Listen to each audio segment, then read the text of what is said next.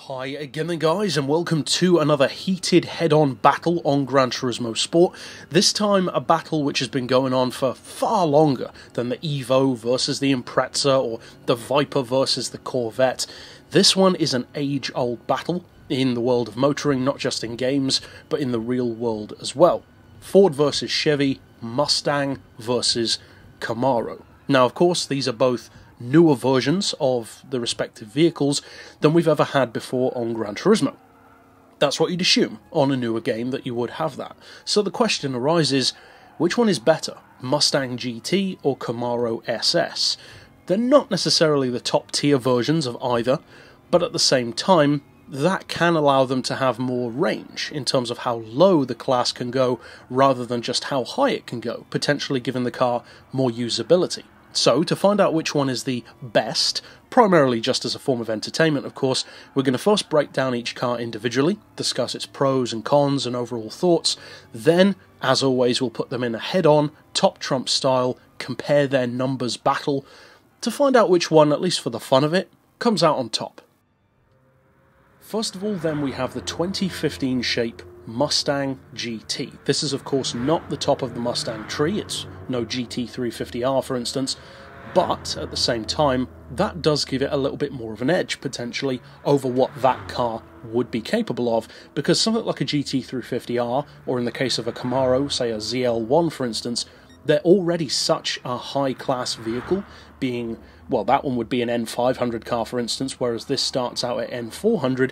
That car wouldn't necessarily have the same range of use, because this car, which as I said comes N400 as standard, can be detuned to N300 and then tuned up all the way to N700, which also incidentally makes it a pretty nice rival when fully tuned to the Dodge Charger Hellcat, which could have been in this rivalry, but I didn't feel it was really justified in having that car here. If it were a Challenger, that would be a different scenario, but not really a Charger. That's more of a super saloon than a full-on muscle car.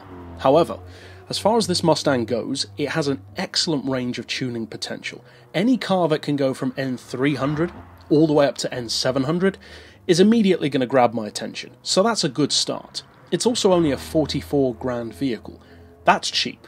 So again, very good start. It looks the part, it certainly sounds the part, and being a Mustang, although I'm not a huge fan of them, I'm not a huge fan of this Camaro generation either, so even without being too biased in that way, I can say that this is probably one of my preferred Mustangs. It's definitely a better looking car to me than some of the previous generations, and of the more recent Mustangs, I would probably choose this one if I had the option. It's a good all-round package for a good price. However, in terms of the way it performs, well, that's the way it falls a little bit short for me. It's not a bad car. It can easily crack well over 200 miles per hour in fully tuned form, and it can give you a decent lap. It's a very good drifter, it's very playful, and it's certainly very fun to drive, but at the same time, when it comes to actually trying to put down a flying lap, or a good lap time, the car doesn't really feel like it wants to play ball. It feels like it just wants to swing around and have fun, like a puppy, in effect. It doesn't want to guard the fort, like an older dog, if you want to put it that way. The Camaro definitely controls its power and torque far better. Now I will say, of course, that's for me. My driving style, my tuning. I'm sure other people will have different results, but at least for me, the Mustang was definitely the slipperier of the two. What then about the Camaro? Well, as I alluded to just now when we were talking about the Mustang, this is definitely the more controlled vehicle of the two. The payoff is that some of the numbers don't quite match up to the Mustang. For instance, the Camaro is not as powerful as the Mustang, and the horsepower per ton is not as good. However, this is a cheaper car.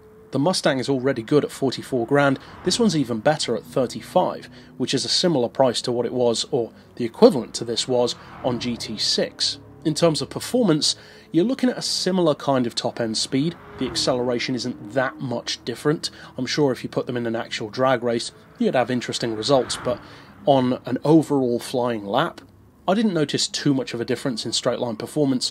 However, the big difference was in terms of handling, especially coming out of corners. The Camaro will still drift.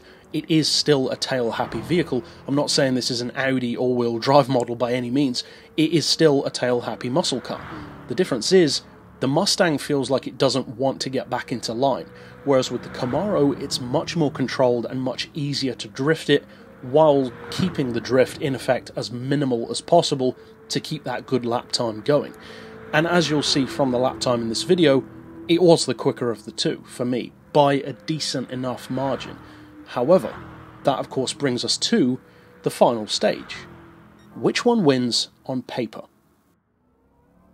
Well, as we lay out the numbers of both vehicles, you can see certain ways, as usual, where one car will have a pretty easy win over the other one. For instance, the power for the Mustang, or the price for the Camaro. And starting first of all with that price, we are going to give the point, of course, to the Camaro because it is the cheaper of the two by about 9 grand, or just over.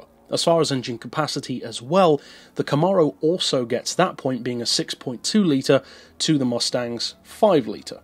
And for those who are maybe new to this series and wondering why I'm giving it a point just because it's a bigger engine, I do know, of course, that having a larger engine doesn't make it a better engine. We're just doing it top trump style, where biggest numbers are better. Because at the end of the day, you shouldn't view these tests as the be-all and end-all of which one to buy, it's just a bit of fun. So, we'll give the Camaro a point there. As far as class, I'm not sure what you guys are going to think about this, and I would appreciate feedback on this in the comments, because I fancy trying something new here. When we take on, say, prototypes or GT3 cars, the classes are always the same. They stay within the class no matter how high or low the tune is, be it Group 3, Group 1, whatever. However, with these road cars, the N-class vehicles, it occurred to me that a better way of scoring a point, given that more often than not they will have the same ultimate class, could be the range. Whichever car spans more classes will get the point, because at the end of the day it's not just about which one is quicker or better overall, but which one has more use and can be used in more classes.